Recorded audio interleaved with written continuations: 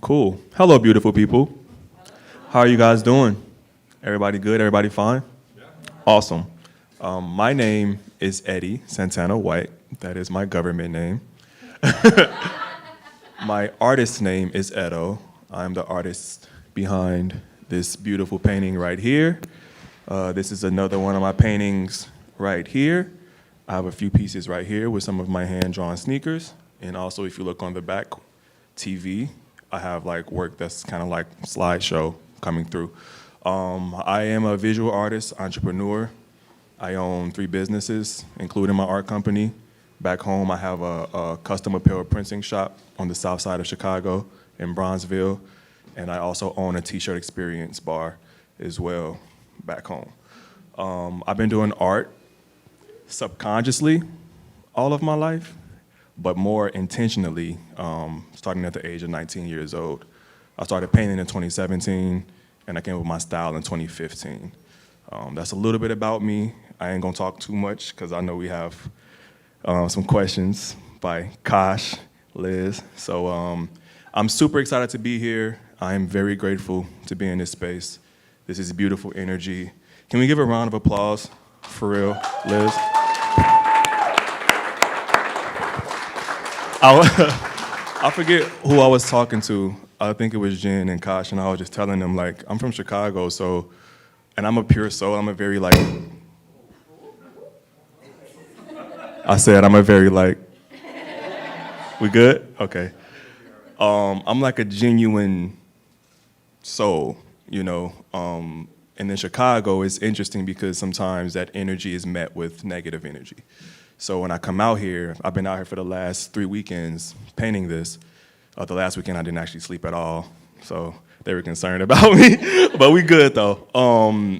Everybody is so nice here and genuine here. And I just want to thank you guys for the energy. This is beautiful energy. I feel it, and yeah, I'm just ready to tap in. Also, if you guys have any questions after the initial questions the ladies have, please don't hesitate to tap in. Thumbs up? Awesome. All right. Hello, everyone. My name is Kasha, and I'm the gallery manager here. I just graduated from U of I, and I'm just super excited to be here and have this creative space in our neighborhood. But I'll hand it over to Liz right now. Thank you. It's weird. I think I know almost everyone in here, and I just wish I could come and just hug all of you and take the time to really talk to you tonight, which I have a feeling I probably won't be able to. So I apologize for that, because I genuinely appreciate the support and the love and just, like Eddie was saying, the energy. It's been really fun to embark on this project, not knowing whether or not it would actually come to fruition. So being in this space and seeing people here and seeing art in here and an artist in here, it's big hearts. It's amazing, and we're really grateful. So we thought this would be a great opportunity to kind of like, I might be wrong, but I've lived in Arlington Heights for long enough that I've never been to an artist talk in Arlington Heights. So I'm looking at my friend and former mentor, Gary. Yeah, don't look over your shoulder. There aren't a lot of artist talks that happen in Arlington Heights. We don't get a lot of this, and I think it's just a cool opportunity to kind of broaden our thinking and, you know, hear that perspective. So we're really thankful to have you here, Eddie. To be honest, like 5 weeks ago, we had this really big empty wall and a desire to have a mural and like a lot of big question marks. Like we didn't know if it was actually going to happen. And so I'm so grateful to you for like coming through and like so clutch and just with this really great positive energy, like just what we needed when we were kind of feeling like our most worried, I think. You kind of came and saved the day. So we're happy to have you here. Yeah, so Kasha has some questions. Do you want to start? Do you want me to start? Yeah, I can start. Yeah. Let's do it. Let's go. So when we were first looking for an artist, we were super attracted to your colorful style. I just wanted to ask how you personally would just talk about your art and how you would describe it and where the inspiration comes from. Should I? You guys can hear me. Oh, yeah. Is it still, it might be better for you. The mic is for Conrad. Yes. Okay. The question again? So I was just asking, you were super attracted to your colorful art style. I was wondering how you would personally describe it. And I guess I also am curious, how do you want it to evolve over time? Well, I definitely want to answer the second question first. How I want it to evolve is pretty much just spread out, where I kind of duplicate myself, build a true empire. I think what's cool about my work is it's faceless. It's not tapping into a specific thing. It's tapping into everything so it can conform and fit to wherever I need it to go. And I see it for the world. I don't just see it for a specific area or a specific place. So that's the next goal as far as my 10-year plan goes, just expanding myself and my reach with what I do and my message, And the first question was, again, It was to describe your style.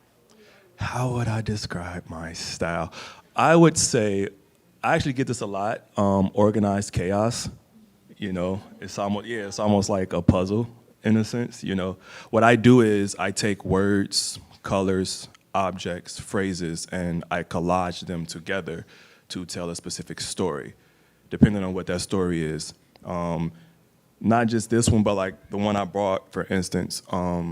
This is Lauryn Hill, and this piece is titled "Everything Is Everything," and there's over 160 objects in it that speaks to that album. So each object in this painting is a reference to the album, certain words, certain phrases. My favorite quote from that album, that entire album, is "How you gonna win when you ain't right within?" So I wrote it underneath the painting because I didn't know how to put it in there, but but it's still there. You dig? So that's how I would describe it. It's colorful, it's bright. I want it to bring you in, and I feel the purpose. My mission with what I do is to help heal, inspire, and bring joy to people through my creativity. And it's colorful also because Chicago can be pretty gray, and I wanted to offset that gray with color. You dig? Cool. Thank you. So I'm curious to hear more about the mural itself and the process that you kind of went through to develop it. And I want these people to have an opportunity to hear about it because I found myself falling in love with it the more I heard you talk about it. So I just would like you to kind of stay here forever. We'll get you you're used to sleeping on the floor here. So we'll just get you set up and you can talk to, we just want to hear you talk about this piece. Yeah? Okay. So with this painting, when we initially had the conversation, which sparked my mind, was the feeling yourself, filling yourself up, and not only filling yourself up, but fulfilling yourself and doing things that fulfills you. One thing that fulfills me is being of service. I feel no matter what we all do here, at the baseline of that is to be of service to others and help others, and that fulfills me. Skating, you like skateboards, right? So it's a skateboard in there because that's something that fills Kasha up. So how we spoke about this piece was, I asked them to send me a list of things that they would want in the actual piece that did something to fill them up or fulfill them. And all these objects in this painting speaks to that. And then I had a dream as I was working on this, that not only was about filling yourself up, but fulfilling yourself up. And that's when I started to kind of really cultivate and really hone in on certain things I wanted to speak about within this piece. And I also love the collaborative energy that we had toward it, the back and forth, oh, well, maybe, because fun fact behind the scenes for you. So all of these was black, is how I typically designed the first concept. They were all, as far as the lettering, it was black with white lettering. And they had the awesome idea to make it super colorful. So imagine this being black. It wouldn't have looked as awesome and colorful as it does now. So I thank you guys for that piece of information. I put a keyhole down there because that's it represents escapism. It's an object that I use within all of my work. It's actually tatted on the side of my head. Also the crown, the gold crown, which is next to the pyramid, which is next to the sun rising, which is next to the kite, which is also next to the red diamond, the red gem, the red jewel, which is underneath the cloud at the top. So like everything in this piece, it speaks about that dream I had as far as like what fulfills me and what will actually fulfill others. And I hope that it's doing that, and it seems like it does. Because while I was working, I told you guys, while I was working on it, people would be walking past like beating on the window like, good job, you're doing good. That looks awesome, you know? And the energy around it so far already has been like really, really cool. I'm an artist, so I draw a lot. There's a pencil right in between the E and the L, next to like a sheet of paper, next to the tree, which is next to the skateboard, which is also next to the plane for traveling, because I know that that was something that fulfills you guys, traveling and stuff like that. So like, yeah, the straw right here, you know, got some orange juice down there, a cup of orange juice. So yeah, like all this, okay, so this style right now, this is all figurative. This is more literal. This is all figurative, and I love the fact that it's figurative because I don't never want to pigeonhole what something might be for someone else. Like, I know what I wanted to say, but what you say is actually true for you, because I want my art to meet you where you are, mentally, emotionally, spiritually, physically. Once I do something, it no longer belongs to me. I'm the messenger, I'm the vessel, these things flow through me, but this doesn't belong to me, and it wasn't for me. It was intended for you guys, to meet you wherever you are, so.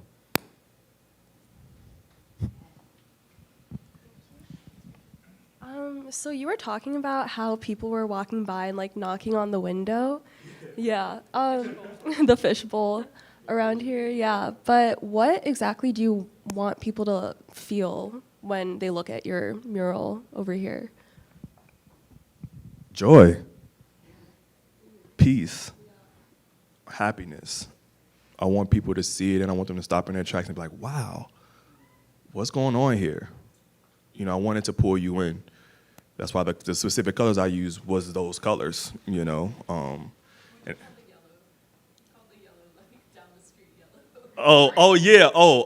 Yeah, because it's so bright. Yeah, down the street yellow because you can see it from like all the way down there. And it took the longest, and I use yellow last because it's a thinner paint, so it takes longer as far as like my layering. So that took a long time to do. It was the last color, literally, I did Sunday, and it took all day just for the yellows alone. But yeah, that's what I want people to feel. I want you to feel something, but I also just wanted to bring you joy. And not just grown-ups. Everything I do also is to parallel with the youth and to reach the kids. Like, my work is sophisticated enough, so it's up there, but it's also chill, vibey, graphic enough to where the youth can comprehend and understand it as well, because they're who I'm talking to just as much as I'm talking to the grown adults. So that's what I want you to get from this. That's what I want you to feel. I want you to feel happy. I want you to feel joy. I want you to smile. I want you to walk up to it and be like, what is going on here? I wanted to draw you in. And I manifested that, and I hope it continues to do that. Mm-hmm.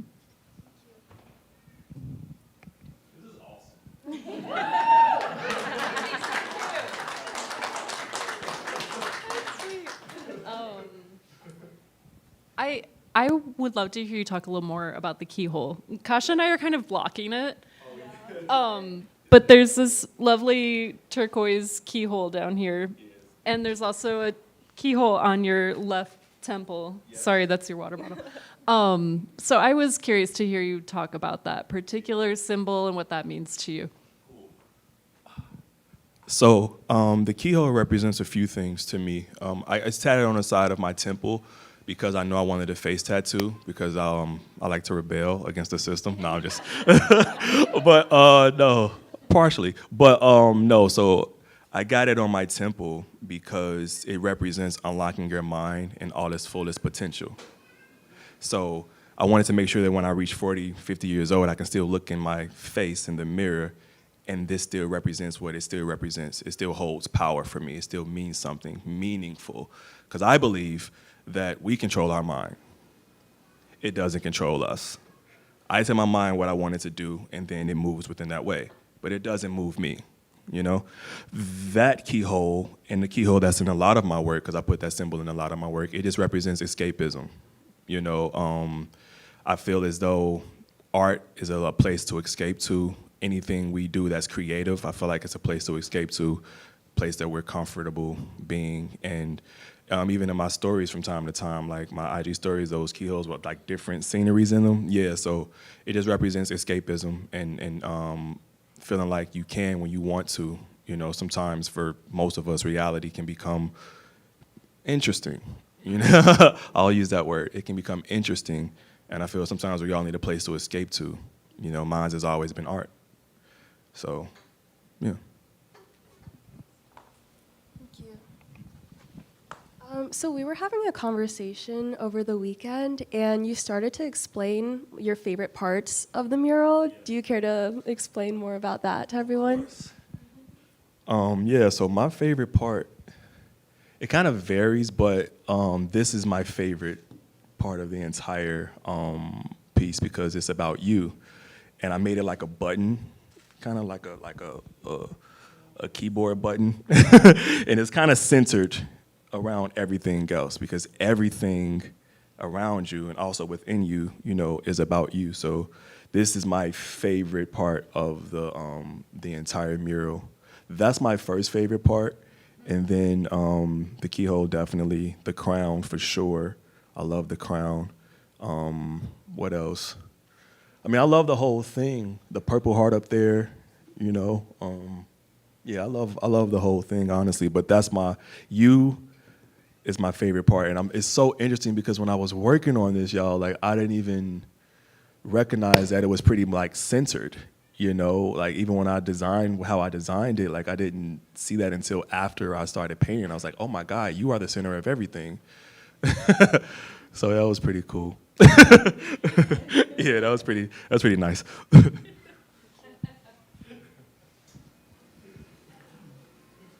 I would love to, because not everyone here saw this in progress. A lot of people tonight are seeing it for the first time.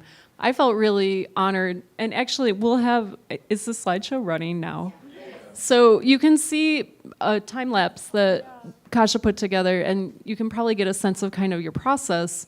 But I was wondering if you could just talk about that a little more, because I felt really honored to see this move from a white wall to what it is now. A white wall that our friend Steve built for us. He's back there over by the window. Steve built that wall and made it all white, and it was really neat to see it like go. You did kind of one color at a time. So I was wondering if you could just talk about that a little more. Yeah, so my process is typically a color a day. By a color is probably like that shade. So if I was to do blue, I would do all shades of blue: light blue, powder blue, dark blue, royal blue, midnight, navy. That was the first color I did because it's honestly, as far as my process, it's the easier. It's like a quicker color. It's a thicker color as far as the paint that I use. Because I only really try to use flat paint because I want it to look graphically done. So yeah, I do a color a day, and that's pretty much like my process. I don't really, outside of like the initial creating it and sketching it out, the idea, I typically do a color a day, and then after that color a day, like after I'm finished, it's just I'm done. Like I said, yellow was always been the most challenging color for me, so I did it last. But my favorite color to paint with is the purple. I love purple. I love what it represents. It's actually my brand color. So that was a fun day. I was just telling Conrad this on the way over here. Like, so my process is interesting because I get initially excited with the initial idea. Like when I'm creating it, I'm like, oh man, this is super dope. This is super cool. And then I get to paint it, and that's the most tedious part because you're starting from a blank canvas, you know, and you see the vision, but everybody might not see the vision. Luckily, you guys saw the vision too, so that helped.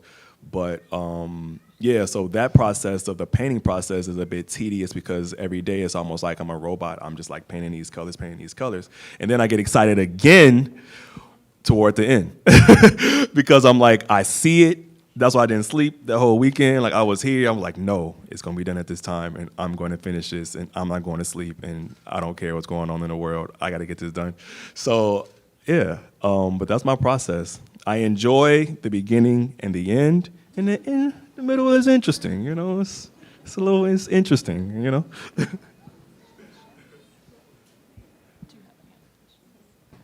Does anyone want to hold this microphone and ask a question? It's really fun. Oh, my husband. I just want to say congratulations to you, Eddie, and to you, Liz.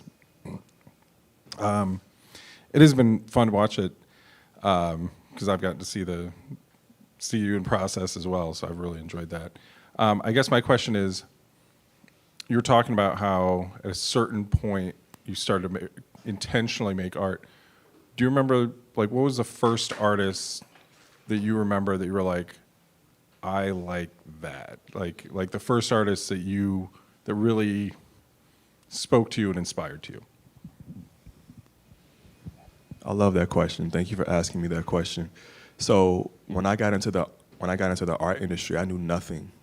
You know, I'm self-taught, so I didn't know anything about any artist or anything. I found out after after I came up with my style. I was like, oh, well, you know, this reminds me of this artist, or this reminds me of this artist, and I had to actually Google the artist because I didn't know what people were talking about. Oh, this looks like Cause, or this looks like a little bit of Keith Haring, or this looks like a little bit of Peter Saul or Boss, you know, and I fell in love with art all over again.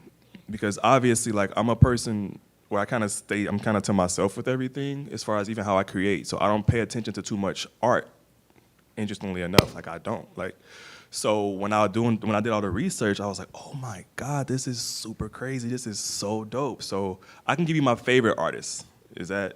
Well, I was just saying the first time you remember. But I want to know.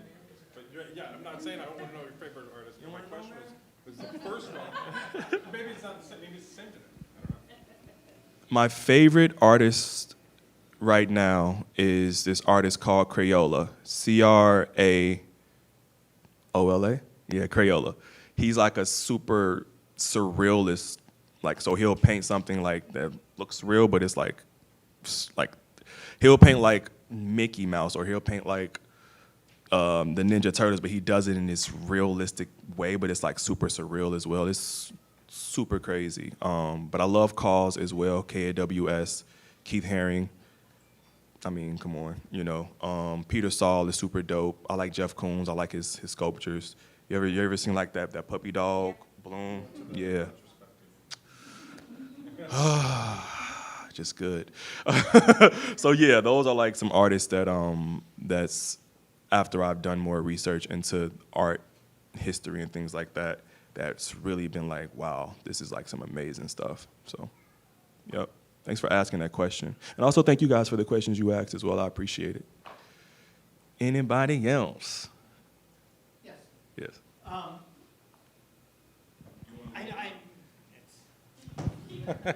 He doesn't want the. I don't know the scale that you normally work at, but do you find different challenges working on a 18 by 24 compared to a wall? When you scaled up, were there different visual challenges and technical challenges?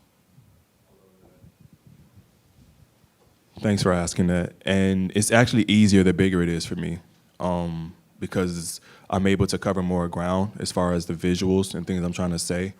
My work is typically big anyways because of everything that I put in it, you know. So it's more challenging doing more smaller, compact pieces because I want to pack everything in and say all what I'm trying to say. Because I say a lot. Like, this is a lot I'm saying. You know what I mean? This is like a whole like dream sequence a dream that I had, and I just wrote down as much as I can remember. Same with this, same with those type of things. But I love bigger pieces, doing bigger work. What's been challenging though is the texture of what I'm painting on. So I just did like a school like a couple weeks ago, and it was brick. And because I'm a painter, having to try to like I like clean lines, so having to try to clean those lines up in between the slits.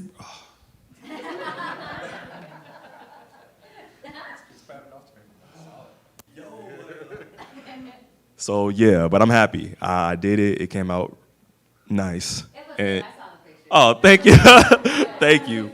So yeah, it's more the texture of the wall is more challenging than I guess the sizes. But I would prefer bigger wall space, bigger canvas sizes than small. Just as far as like everything I want to say. Yep. You don't need this, right? No, we'll talk really loud. I'll voice it over later when I'm editing it.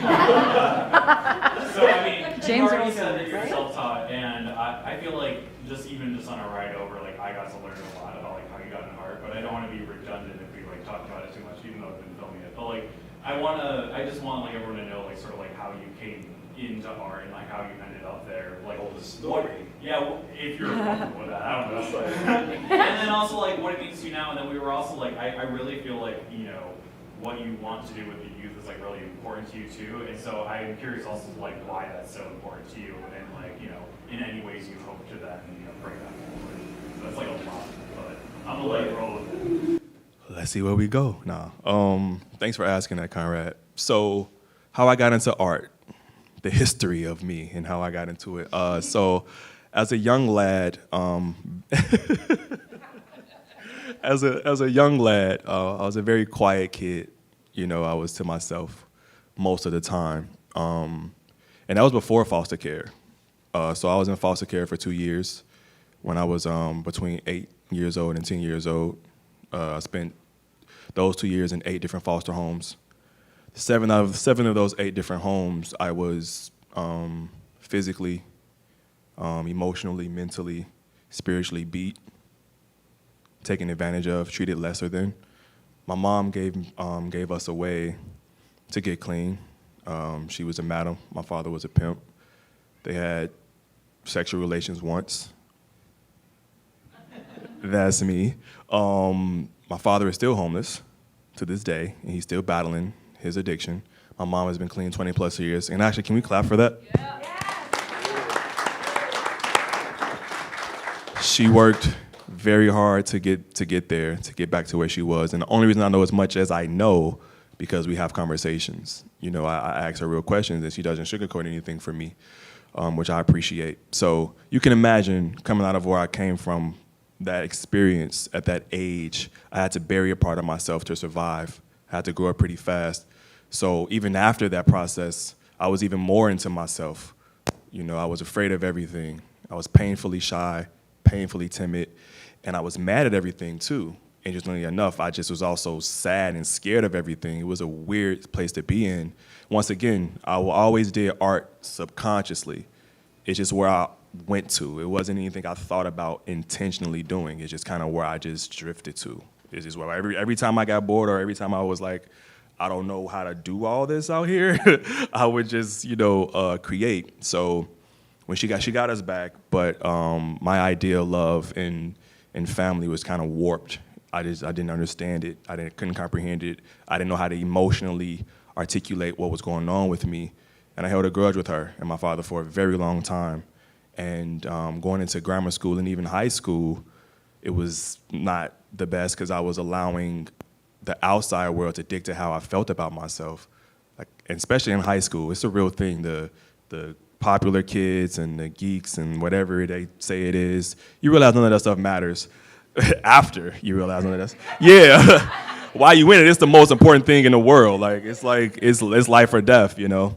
So I allowed the outside world to dictate how I felt about myself. So I was super far away, removed from art. I didn't do no art.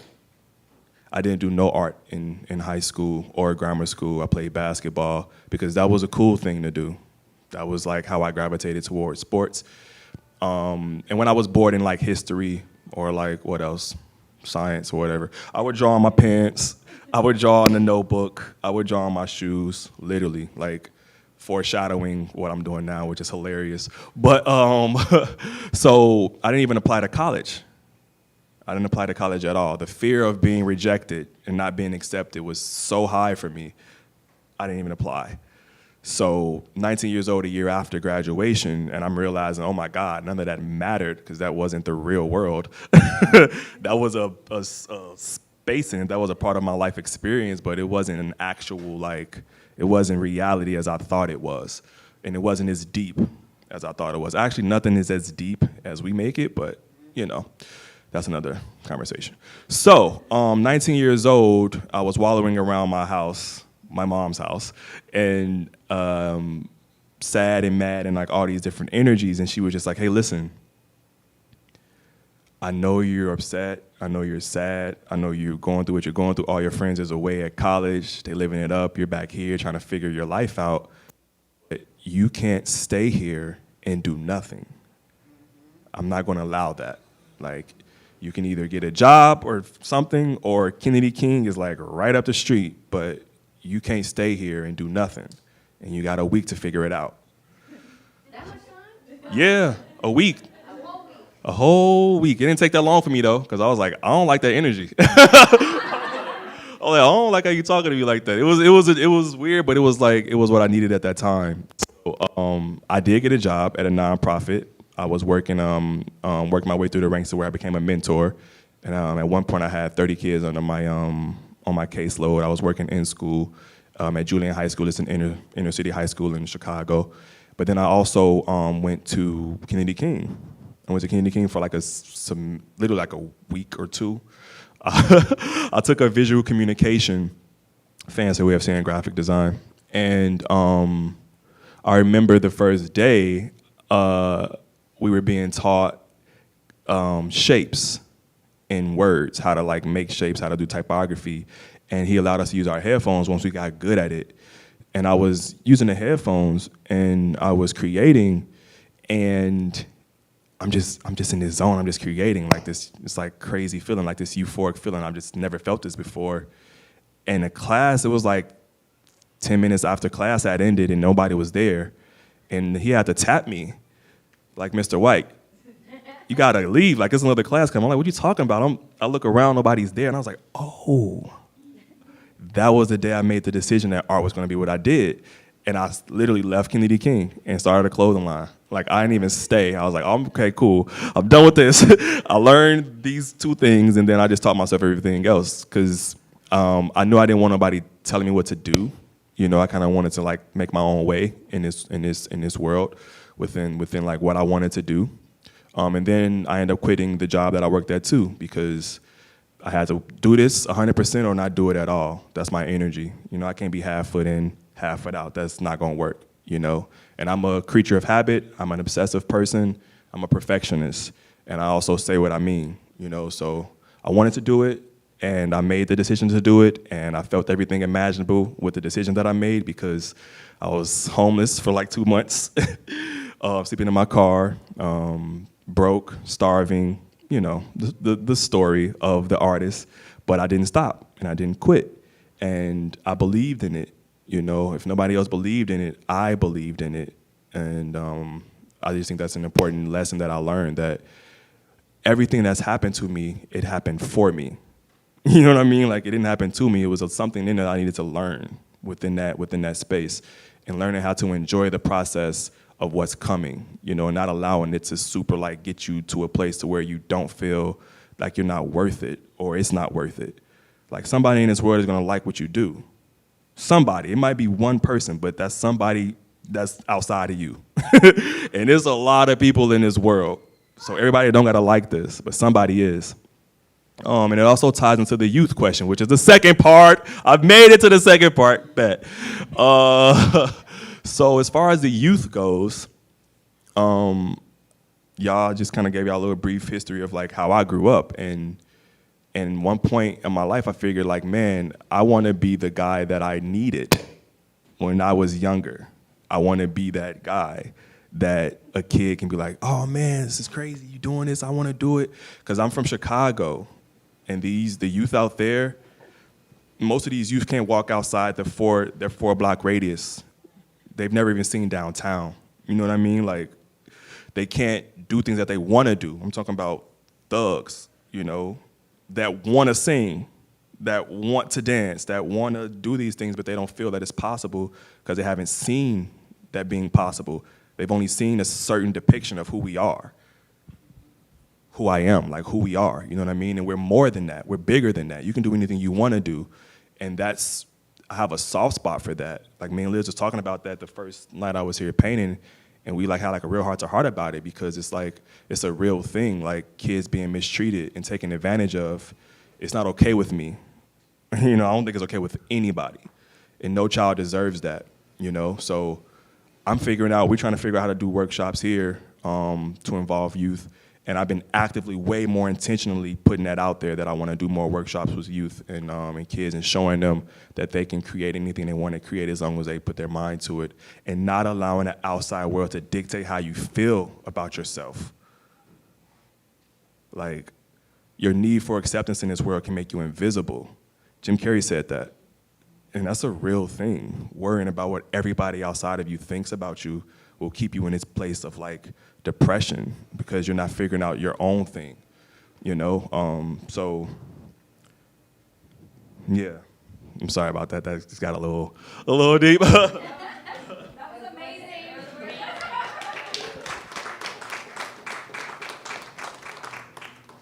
But it's serious though, you know, like it's a serious thing. And everything I do is for the people. Everything I do is for the world. But it's most importantly, it's for the youth. And they need someone to show them that they can do these things, that it's okay to be you, it's okay to stand out. It is okay to feel how you feel and speak how you feel and say what you say. It is okay. They need to know it's okay. They don't feel that way. They feel like nobody listens to them, nobody hears them. But I hear them every day. And this, hopefully, will help them. All of what I do, I hope, all of what we do, I hope, you know, they can see that and be inspired by it and be moved by it and be motivated by it. I hope it just, I don't care if I can get one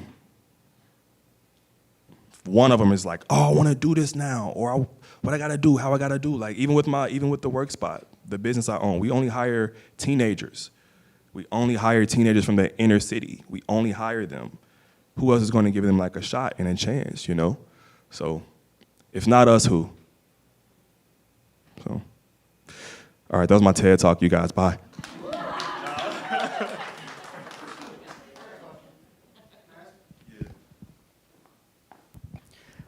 How did the empty corner find you?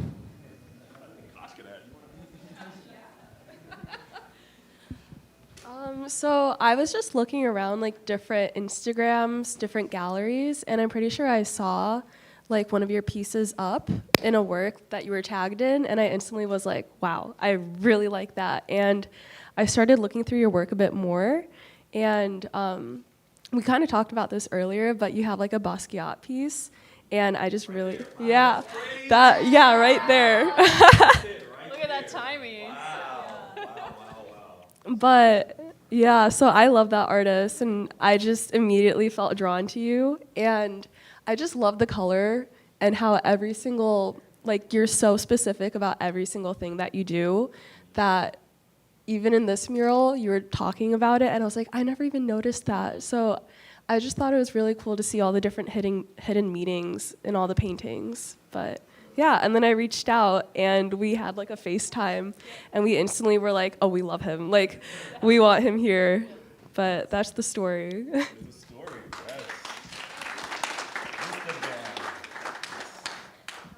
Are there any other questions in the crowd? My brother. Yeah. Hi. So kind of going off the details in your work, I'm curious to get a glimpse of your creative process, because when you're filling a space, it's not necessarily just shapes and colors, but things and ideas. So I'm wondering, do you kind of go into it with a vision of where you want to end up, or does it change and evolve as you're creating? That's a dope question. What's your name? Nice to meet you, Patrick. I'm Eddie. Dope question. So it's actually both. I have an initial idea of where I want to take it, but what's so cool, which I've been learning, is I've been learning, but what's been happening is the piece gives me objects too. So I might draw something, like the first thing I drew was that heart up there, that purple heart, right up there. But it's also like, that was the first thing I drew, and as I started to draw everything else, like this straw, I just saw that. It wasn't like I drew that in there purposely, but as I was working on everything, it was like, oh my God, that's a straw. Oh, fill you up. Oh, it was like, you know what I mean? So it was like a gradual like back and forth where the work was actually giving me things as well, and it happens a lot. I'm aware enough a lot too, so it's like I'll draw certain things, but then some things kind of lend themselves to me. So yeah, it's pretty cool. Yep. What? No, I'm No, not. she does not. I did not want that. None of y'all want me to have that either. But what is your favorite piece that you have created?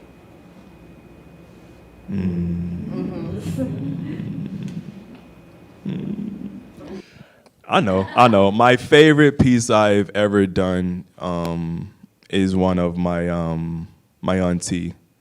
Her name was Eddie Mae Ray. Yeah, I was named after her. Yeah, our birthday is on September 17th.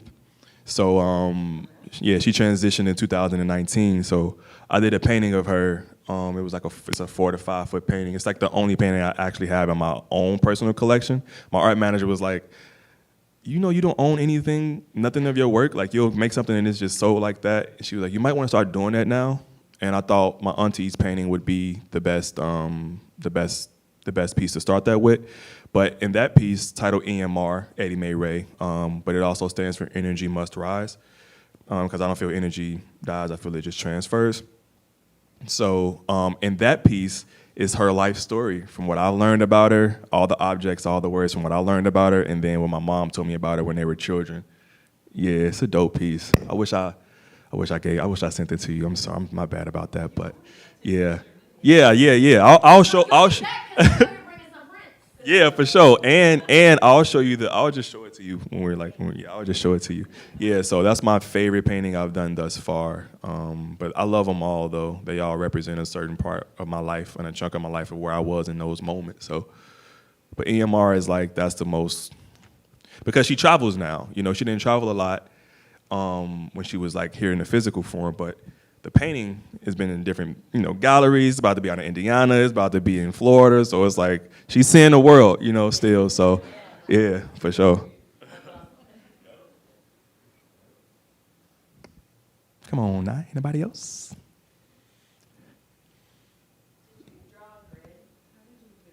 Oh, so this I just projected it on a projector, yep, and then sketched it, and then painted it.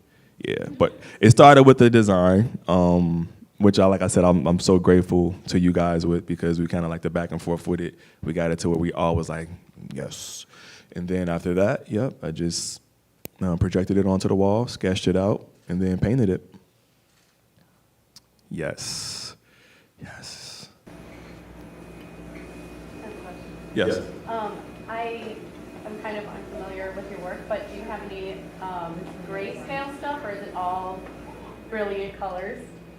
I love that you said that. I do monochromatic type of pieces, but I'm working on what size is it? It's like a 24 by 36. That's literally all shades of gray right now, actually.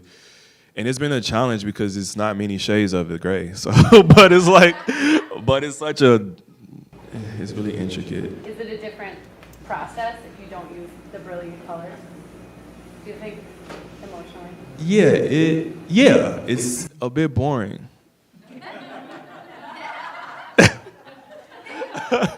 Because colors brighten my day. Like when I get to like open up a new can of like a certain like, where's that pink at? That pink right there is a beautiful pink. And when I saw it, I was like, oh, this pink is so beautiful. It's gonna look so good on this wall. Even that blue right there, the keyhole blue is like, oh, it's such a beautiful blue. And then to open up a can and be like, oh yeah, this is like a dope gray. It's like, it's not really the same thing. But it's dope though. It's coming out really good. I'm excited about it. I'm excited about it. Yeah. Oh, these shoes I have on right now? Yeah, so I wore these today because these are my empty corner edition New Balances. So I've started painting these with this mural. They were just completely gray at first, and then with each color I was using, I just was putting it on my shoe. It wasn't like intentional. It wasn't like I didn't have nowhere. Actually, no. A couple of times I had nowhere else to put the paint, so I was just like, I just smacked it on my shoe real quick. And I like how they came out, so I decided to wear them tonight because, in honor of the unveiling and the opening of this gallery. So these are the empty corners. You dig?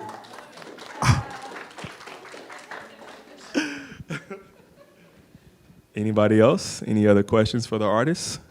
Yes. My signature? Oh yeah. So with all my works, I put my thumbprint. I make sure I put my thumbprint on there. I just feel like it's what's she saying? Yeah, she's happy. She's like, yeah. Yeah, so I just wanted to make another type of I wanted to do something also with just I guess with my identity, let you have a little more piece of me, because you're already getting my mind.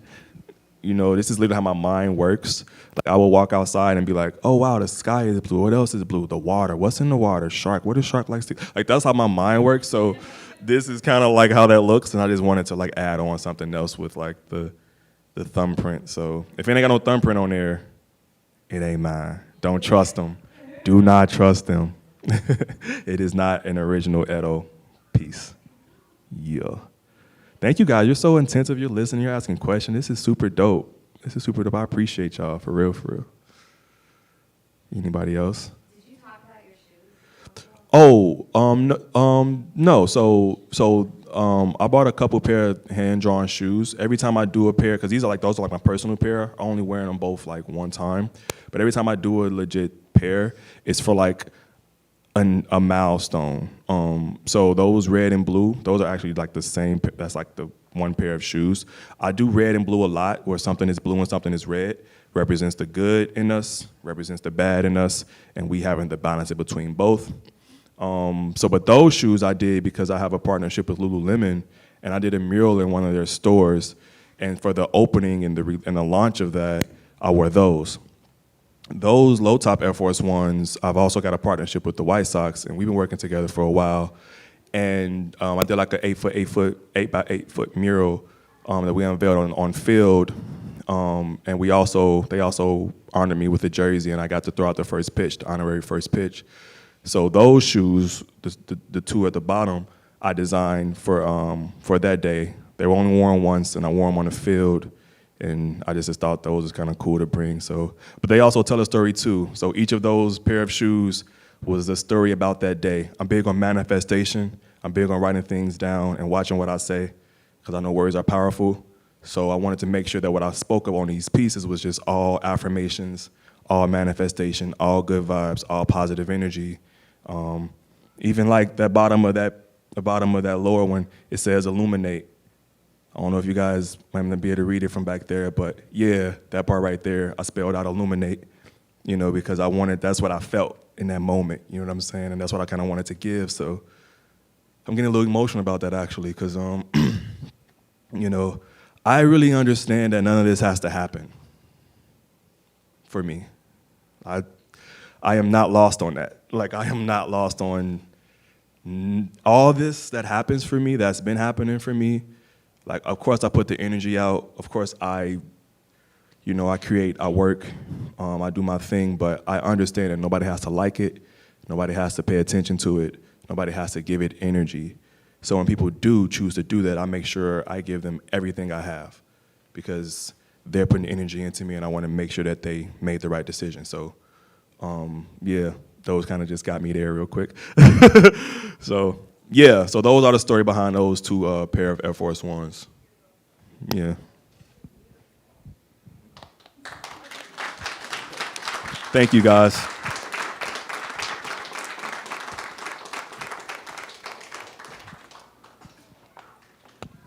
I just wanted to say thank you one more time for bringing your beautiful energy into our space, for brightening up this empty wall into something truly magnificent. And it's been such a pleasure talking to you and meeting you.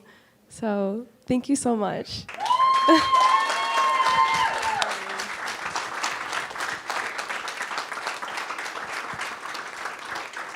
You're the best, Eddie. I just thought you guys might want to know this story about this phrase, fill yourself up. So this space presented itself as an opportunity before I had any idea what could happen in here. And it was literally like this empty corner. And I had no idea. I really didn't have any idea. And my dear friend Conrad helped me kind of pull some ideas out. But along the way, it was very like, just a lot of question marks. So I really resonate with that floating question mark up there. Even tonight, even seeing all you here, like it's really fantastic to see that this empty space is being filled by the people that are in here, by the artwork that you brought here. And when we kind of came up with the idea to call this place the Empty Corner, right away I thought, this can be a place where people come. You can come here and you can fill yourself up. Because I think for me, I was feeling like kind of in a hard mental health space. And I wanted something more. I wanted to fill myself up. And that phrase was like really on my heart. But along the way, there were so many things that had to happen, including finding a gallery manager. And when Kasha applied for this job, she sent me a cover letter. And in that cover letter, she said, I just really like that this is a place where you can fill yourself up. She just like said that in her cover letter. I was like, she's hired, like, come on. So I just think like that phrase resonated with you then, meant a lot to us. Like it was something I think I had maybe only said to Conrad, and I hadn't like been using that phrase. I don't think you knew that, but you just kind of wrote it in this email, and it's just been really neat. And I really hope that that's something that other people will cling on to as well. So thank you for that. Thank you for all of it. I think we should party. Let's move some chairs outside. We've got drinks, we've got raffles, we've got art.